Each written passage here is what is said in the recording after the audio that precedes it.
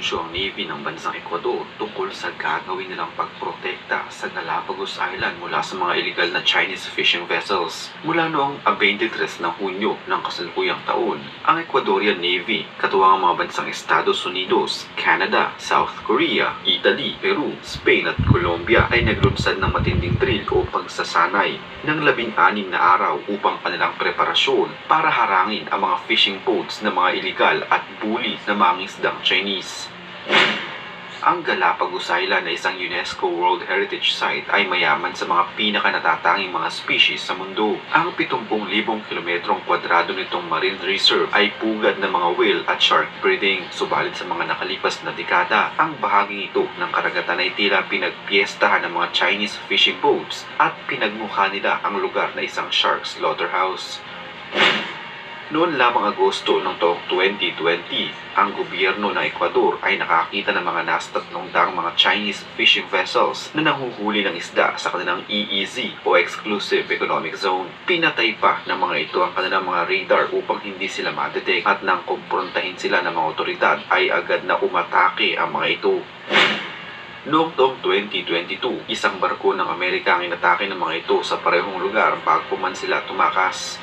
Mahahalata na ang mga mangisdang ito ay pinadala ng mga malalaking fishing company sa China upang punteriyahin ang shark sa bahaging iyon ng karagatan ng Ecuador.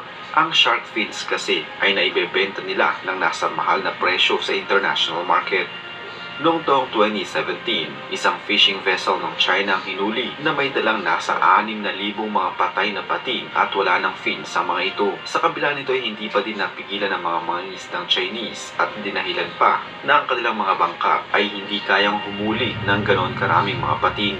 Subalit matibay ang ebidensya laban sa kanila. Ayon raang mga hammerhead sharks, mahigit sa 4,000 mga silky sharks, mahigit sa 600 mga treasure sharks at mahigit sa 200 mga big-eye treasure sharks ang nakuha ng mga otoridad sa kanilang barko, kaya naman hindi nila may kakaila ang kanilang ginawa. Ang mga tauhan ng naturang fishing vessel ay nahatulan ng 3 taong pagkakabilanggo habang ang may-ari naman ito ay pinagbayad ng nasa 6 na milyong dolyar.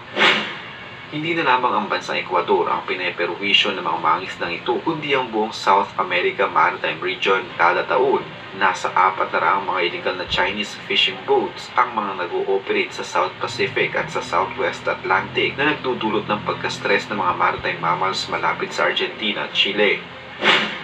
Noong taong 2017, pinalubog ng bansang Argentina ang isang Chinese squid fishing boat, subalit nagpatuloy pa rin ang mga ito. Noong taong 2022, napag-alaman na halos 80% ng mga nahuhuling isda malapit sa bansang Ecuador, Peru at Argentina ang nakukuha ng mga Chinese.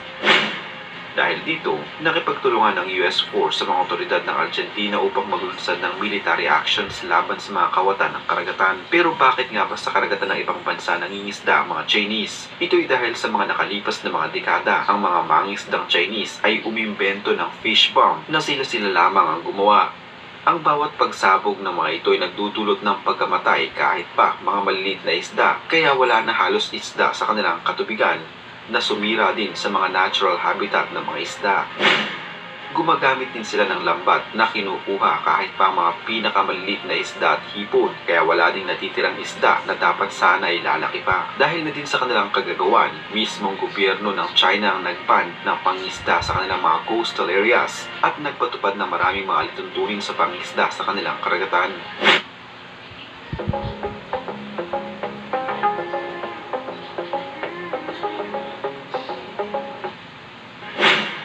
Mga alituntunin na mas lalo pang nagpahirap sa mga Chinese fishermen na makapangisda sa kanilang sariling mga teritoryo. Kaya naman maraming mga malalaking fishing company ang humanap ng ibang mapangingisdaan at sa mga lugar nga na kanilang napipili ay halos sinisimot nila at walang itinitirang isda.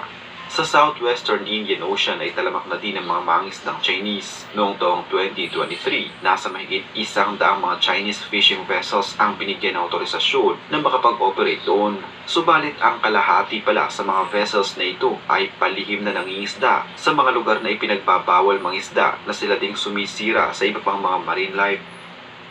Sa isang interview, nasa 44 na mga mangingisda mula sa Pilipinas at Indonesia ang nakakita umano ng mga Chinese fisherman na nakakapag-produce ng nasa 30 mga shark fin sa loob lamang ng isang gabing pangisda. Itinatago umano nila ito sa mga taguan na hindi makikita ng mga otoridad. Bukod sa mga pating, hinuhuli din ng mga Chinese ang mga dolphins, sea turtles, killer whales at manta rays na kanilang itinatago at hindi ipinapahalata sa mga otoridad. Ibinibenta umano nila ang mga ngipin ng mga ito at ipinagpapalit ng alak sa ibang mga bangka habang ang ilan sa mga ito ay kinakain nila. Mula naman noong taong 2018 hanggang 2022, ang China at ang Hong Kong ay nag-import ng nasa 12 tonelada ng mga sea cucumbers na may halagang nasa mahigit kumulang 300 milyong dolyar na kanila ding hinuli sa karagatan ng ibang mga bansa. Isa na nga sa mga ito yung bansang Madagascar. Kaya naman ang mga sea cucumbers sa bansang ito ay halos maubos na dahil sa illegal na pangunguha ng mga mangingisdang Chinese. Nagpatupad ng mga batas na i-ban ang pag-harvest ng mga sea cucumbers, subalit dahil sa koneksyon ng mga ilang mga nasa gobyerno sa mga mangingisdang Chinese ay hindi din naman naging epektibo ang nasabing batas. Nagpatuloy pa rin ang ginagawang pangunguha ng mga sea cucumbers dahil na din sa mga koneksyon ng mga Chinese fishermen sa mga opisyal ng bansa. Nitong taon lamang, nahuli ng mga otoridad ng Madagascar ang maraming mga Chinese fleet na illegal na nangunguha ng mga sea cucumbers sa kanilang Exclusive Economic Zone o EEZ.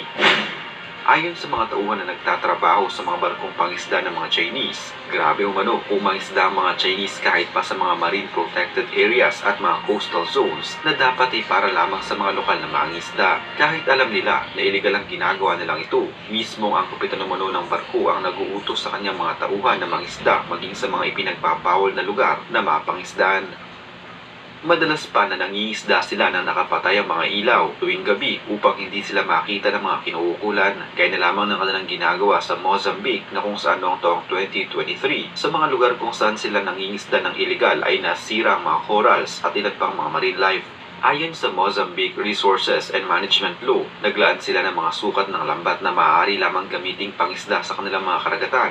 Subalit ang mga mangisdang Chinese na iligal na nangingisda sa kanilang karagatan ay gumagamit ng mas maliliit na mga lambat na palihim nilang itinatago sa ibang mga lambat na angkop lamang gamitin para mangisda. Kahit anong sukat umano ng isda ay hindi nila pinapatawad. Maging ang mga maliliit ay kinukuha na din nila habang ang mga malalaking isda naman ay kanilang ine-export.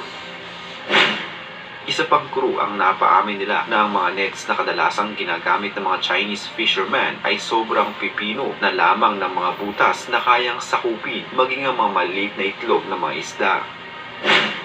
Noong taong 2018, ang gobyerno naman ng Tanzania ay nagsagawa ng mga inspeksyon sa mga barkong pangisda ng China na nasa kanilang mga teritoryo. Sa 20 mga vessels na kanilang ininspeksyon, 13 sa mga ito ay mabilis na tumakas dahil napag-alamang may mga karga itong mga patay na pating at shark fins. Subalit para naman sa mga mangisdang Chinese, parusa umano ang kanilang nararanasan sa tuwing sila ay papalaot. Bukod sa mayat maya ay sinusundan at hinahabol sila ng mga otoridad ng kung anumang bansa, madalas ay natutulog sila sa mga mas sikip at maruming higaan sa loob mismo ng bangka. Kasabay pa nito, madalas ay tinitipid pa umano ang mga ito sa pagkain at tubig na pangunahing kailangan ng mangingisda. Ayon sa mga in-interview mga dating nangingisda para sa China, ang kanilang naging buhay umano ay miserable at parusa. Ngayon bumalik naman tayo sa mga barko na ininspeksyon ng gobyerno ng Tanzania na dahil sa napag-alaman nila ang mga iligal na aktibidades na mga ito, pinagmulta ang bawat bangka ng nasa mahigit kumulang 400,000 dolyar bilang kabayaran sa pinsalang idinulot sa teritoryo ng Tanzania at sa mga nahuli nilang mga isda. Pero ilang buwan lamang ang lumipas, ang mga barko at bangka mula sa parehong fishing company sa China ay nagbalik din sa teritoryo ng Tanzania upang mangisdang muli. Ang sinasabing bayad noon ng bawat barko sa gobyerno ng Tanzania ay naging malabo din kung may nangyari nga ba talagang bayaran o baka pinalabas lamang nila ito dahil nakapagtataka na muli silang babalik sa lugar upang mangisda na parang wala man lang nangyari. Tila ito ay dahil na naman sa mga koneksyon sa mga nakaupong opisyal ng pamahalaan ng Tanzania kaya wala din naman silang nagawa at nagpatuloy pa din ang illegal na gawain ng mga mangisdang Chinese. Ito din ang nangyari sa bansang Mozambique na kung saan dahil sa pera at kapangyarihan, napabalita na ang anak ng Pangulo ng Mozambique ay nagtayo ng isang kumpanya at nakakuha ng lisensya upang legal na makapangisda sa kanilang teritoryo. Subalit hindi nagtagal, ang lisensyang ito ay nailipat din sa isang Chinese fisheries company. Pero matapos makuha ng kumpanyang ito ang lisensya upang makapangisda, muli na namang inilipat ang lisensya nito sa isa na namang Chinese fishing company na silang tuluyang nakapangisda sa katubigan ng Mozambique. Pero muli, nangisda ang mga ito maging sa mga lugar na ipinagbabawal manghuli ng kahit anong klaseng marine life. At dahil sa may lisensya sila mula mismo sa gobyerno, walang nagawa ang ilang mga lokal na mangingisda kundi ang tanggapin ang katotohanan na malapit ng matapos ang kanilang kabuhayan habang ang kanilang sariling gobyerno ay binubusalan ng pera at nagbubulag-bulagan. Sa kabuuan, ang mga nasa mahigit sa 6,000 mga Chinese fishing vessels ay halos doble ang dami kaysa sa global competitor nito. Madalas sa kanilang huli ay dinadala nila sa mga developed countries tulad na lamang ng mga nasa Europa, North America at East Asia. Sa Europa, karamihan sa mga isdang ibinebenta sa kanilang mga dry supermarket ay nagmumula sa bansang China. Ito din ang nangyayari sa bansang Estados Unidos na kung saan ang mga kilala at naglalakihang mga supermarket sa bansa ay nagbebenta ng isda mula sa bansang China. Kadalasang ginagawa din ang ilang klase ng isda sa Amerika bilang cat at dog foods. Sa bansang South Korea at Japan naman, ang isdang ginagamit sa kanilang sashimi ay kadalasang isdang ini-import nila mula pa rin sa bansang China tulad na lamang ng mga salmon, tuna at shark's fin. Nangangahulugan lamang ito na kung sakaling magkaroon ng kaguluhan sa pagitan ng China at maraming mga bansa dahil sa ginagawa nilang mga iligal na pangunghuli ng yamang dagat, malaki ang magiging epekto nito sa pangdaigdigang merkado at maraming mga negosyante at namumuhunan ng malulugi. Kontrolado halos ng China ang fishing industry sa mundo, kaya di naman walang magawa ang ibang mga bansa, partikular na ang mga negosyante, kundi ang tangkilikin nila ang mga produktong ninakaw din naman mula sa kanila.